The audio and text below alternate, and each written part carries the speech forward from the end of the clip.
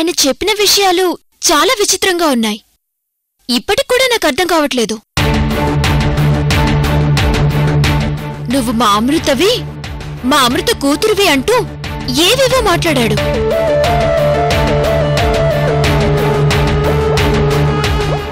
చేపలు చాలా టేస్టీగా ఉన్నాయి.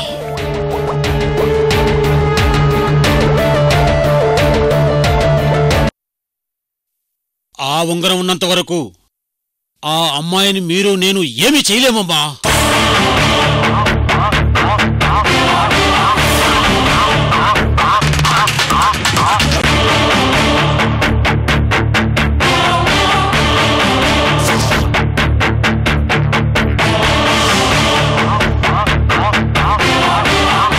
అది మామూలు ఉంగరం కాదు రాఘభైరవా.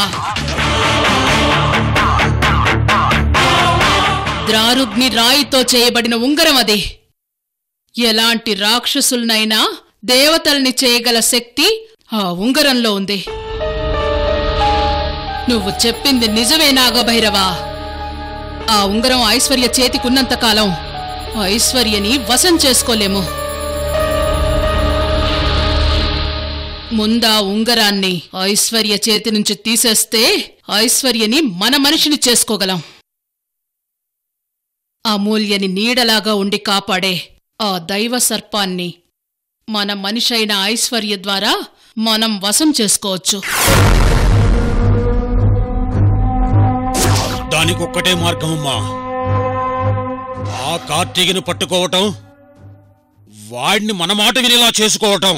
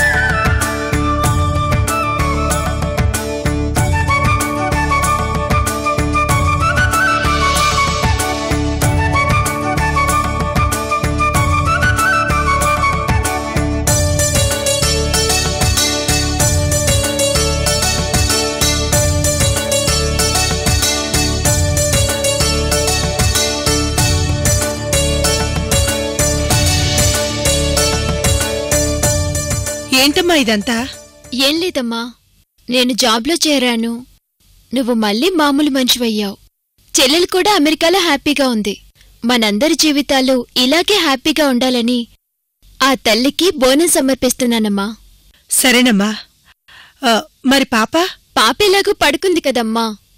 అది నిద్రలేచేలోపు నాన్నేలాగూ వచ్చేస్తారు. నాన్న చూసుకుంటారులే.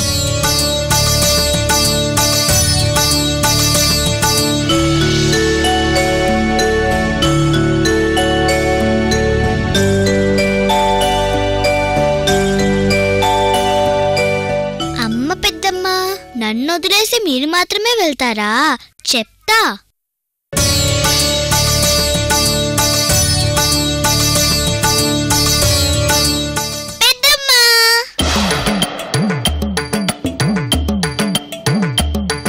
ఏయ్ పిల్ల రాక్షసి, ఏంటి అరవడం? ఎంత భయపడ్డానో తెలుసా? అనుష, నువ్వేంటిక్కడ? మీ నాన్న వదిలేశాడా లేక మీ నాన్న వదిలేసి వెళ్ళిందా ఇక్కడ? వాళ్ళకేం తెలీదామమ్మా. పాపతో ఆడుకుందామని నేనే వచ్చేసా. ఆట లేదు పాట లేదు, పాప లోపల నిద్రపోతుంది. అయితే నేను మీతోనే ఉంటాను.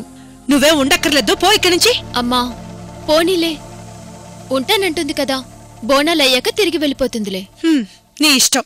వీళ్ళ విషయంలో నా మాట నువ్వెప్పుడు విన్నావు కనుక. థ్యాంక్ యూ పెద్దమ్మా.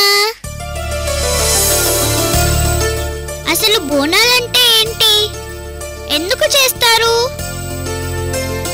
అవన్నీ నీకెందుకే? నువ్వుండమ్మా. మరేం లేదనుష, ఆషాఢమాసంలో అత్యంత భక్తి శ్రద్ధలతో ప్రత్యేకంగా అమ్మవారికి జరిపే వేడుకే ఈ బోనాల పండుగ. వర్షాలు పడడం ఈ నెలలోనే మొదలవుతాయి కదా? అవును. వర్షాలు మొదలైతే రకరకాల రోగాలొస్తాయన్నమాట. ఆ రోగాల్ని నిర్మూలించి ఆరోగ్యాన్ని ప్రసాదించే శక్తి ఒక్క ఆ తల్లికే ఉంది.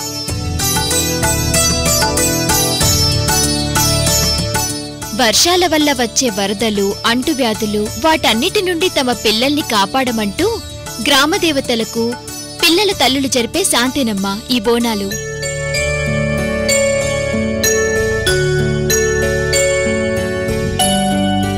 దానికి వివరాలు తర్వాత చెప్తూ గాని, అవతల పోతురాజు వీధిలోకి వచ్చే టైం అయింది. త్వరగా కానీయమ్మా. పోతిరాజు ఎవరు పెద్దమ్మా? పోతురాజెవరంటే పోచమ్మ, మైసమ్మ, ఎల్లమ్మ, బాలమ్మ, ముత్యాలమ్మ, మరిడమ్మ, మహంకాళి, ఇలా 7 గ్రామదేవతలున్నారు. ఈ అందరమ్మవార్ల ముద్దుల తమ్ముడేనమ్మా పోతురాజంటే. బోనం ముందు పోతురాజు నడుస్తూ దారి చూపిస్తూ గుడి వరకు తీసుకువెళ్తాడు. అంతేకాదు, పోతురాజు కొరడాతో కొట్టుకుంటూ దెబ్బలు కూడా తింటాడు. దెబ్బలు తింటాడా? ఎందుకు? ఎందుకంటే పోతురాజు కొరడా దెబ్బలు తింటే దుష్టశక్తులు ఆవహించవని అందరి నమ్మకమమ్మా. అంతేకాదు, పోతురాజు భవిష్యవాణి కూడా చెప్తాడు. అవునా? అయితే నేను కూడా బోనం ఎత్తుకుంటాను పెద్దమ్మా. నువ్వా? నువ్వెందుకు? పెద్దమ్మా ప్లీజ్ పెద్దమ్మా. పెద్దమ్మా ప్లీజ్ పెద్దమ్మా. సరే.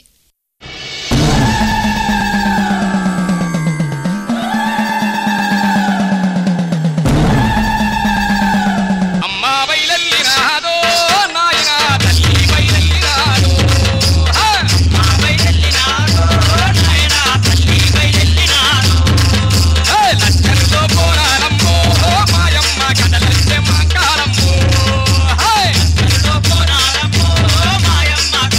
మంగళమ్మ.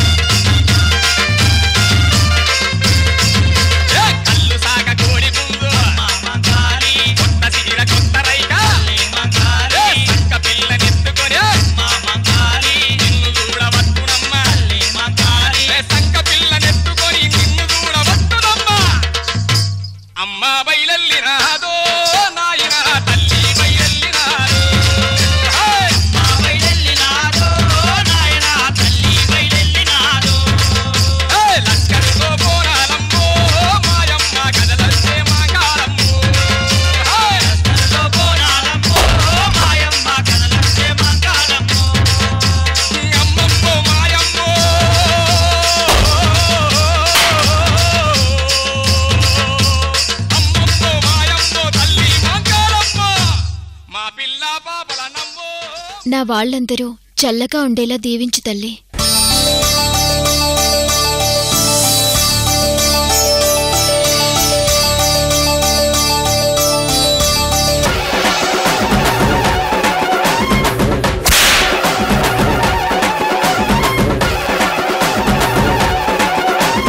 అమ్మా వెళ్దామా? వెళ్దాం పదమ్మా.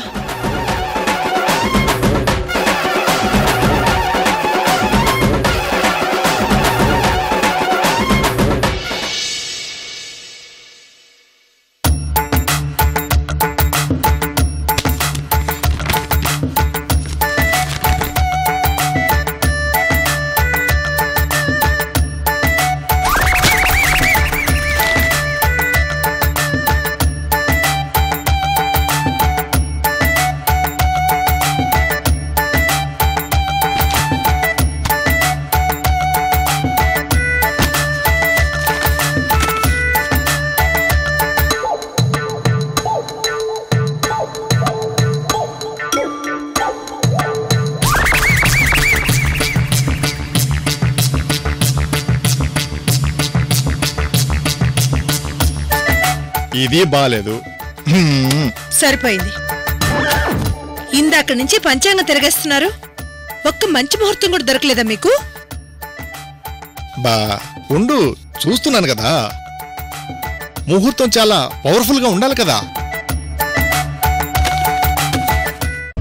నాన్న ఇలా ఇవ్వండి, నేను చూసి చెప్తాను. అవునమ్మా, నువ్వు చూడటమే కరెక్ట్. ఏంటలా చూస్తున్నారు? ఆ పుస్తకం అమలుకి ఇవ్వండి, ముహూర్తం చూస్తుంది. అదెలాగో మనింట్లో కంటే గుళ్ళోనే కదా ఎక్కువగా పెరిగింది. ఆ పెద్దాయన ఆయనకి తెలిసిన విద్యలన్నీ అమూలికి నేర్పించాడు. నువ్వే చూడమ్మా అమూల్య.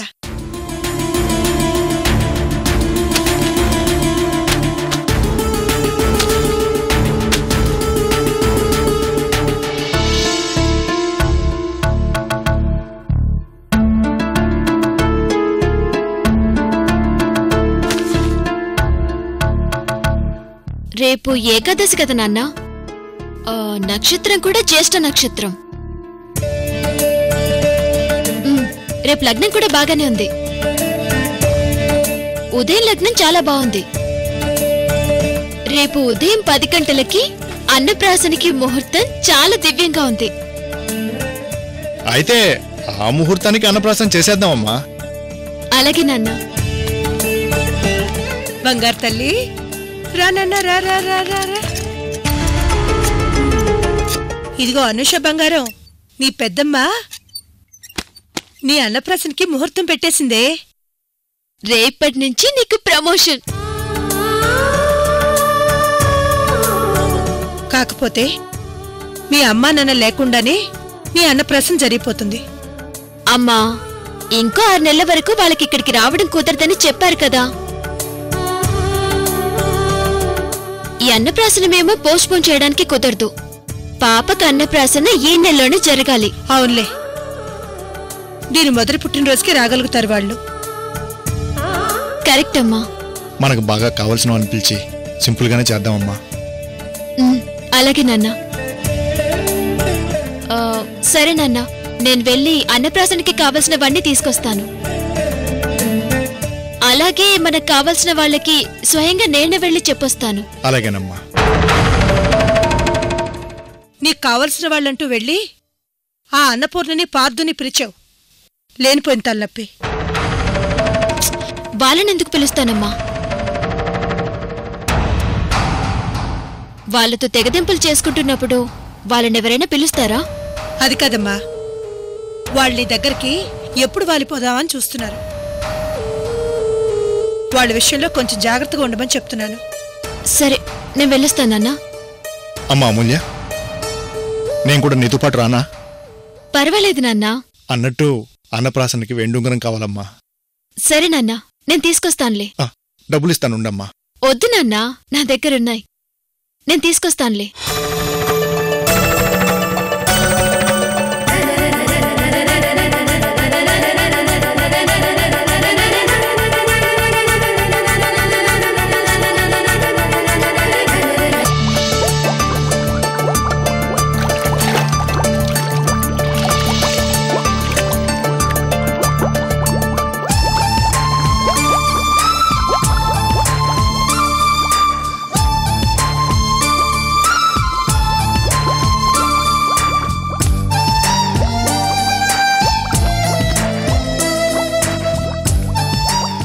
కొత్త ఫిషెస్ తీసుకొచ్చారా ఐశ్వర్య గారు?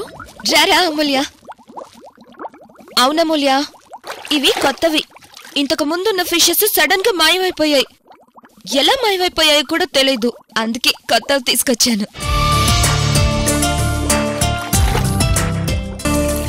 ఎలా ఉన్నావు అమూల్య? ఇంతకీ ఆఫీస్ ఎలా ఉంది? నేను ఆఫీస్ ఇద్దరం చాలా బాగున్నావండి. సరే పద కూర్చొని మాట్లాడుకుందాం. మరేం పర్వాలేదు ఐశ్వర్య గారు, ముందు మీరు మీ పని కనివ్వండి. నేను మీతో ఒక విషయం చెప్పడానికి వచ్చాను. సరే.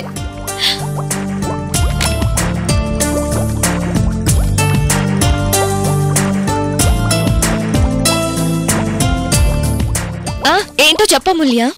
ఏం లేదు ఐశ్వర్య గారు, రేపు మన అనుషకి అన్నప్రాసన చేస్తున్నాం. మీరు దానికి తప్పకుండా రావాలి. నిజంగానా? అయితే తప్పకుండా వస్తాను అమూల్య. నువ్వు పిల్లడు, నేను రాకపోవడమా?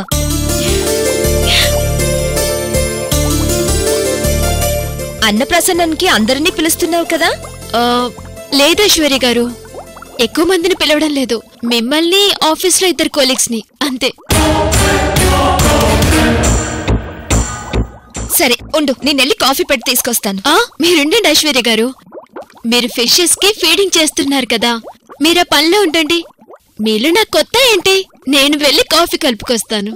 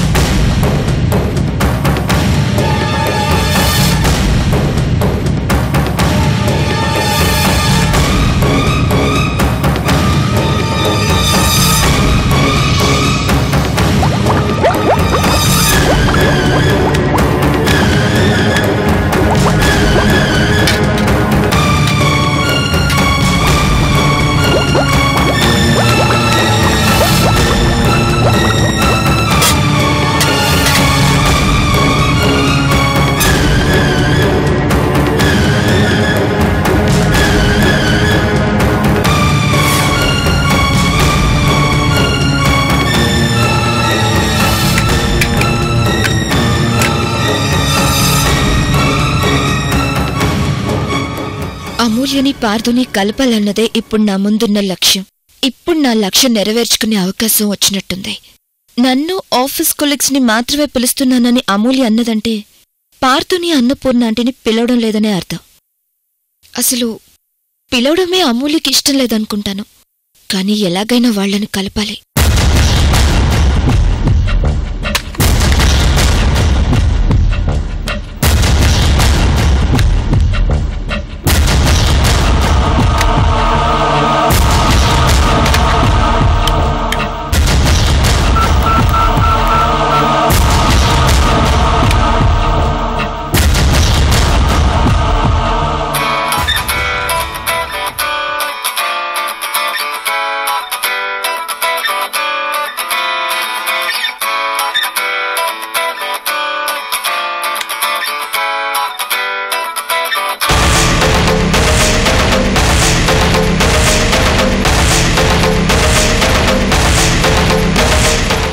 అదేంటి అమూల్య ఫోన్ చేస్తుంది?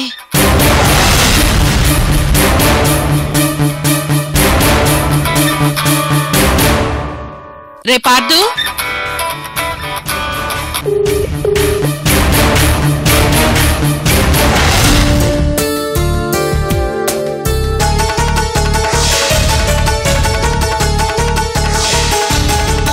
అమ్మా వీళ్ళంతా ఏంటి ఎంత సైలెంట్గా ఉన్నారు?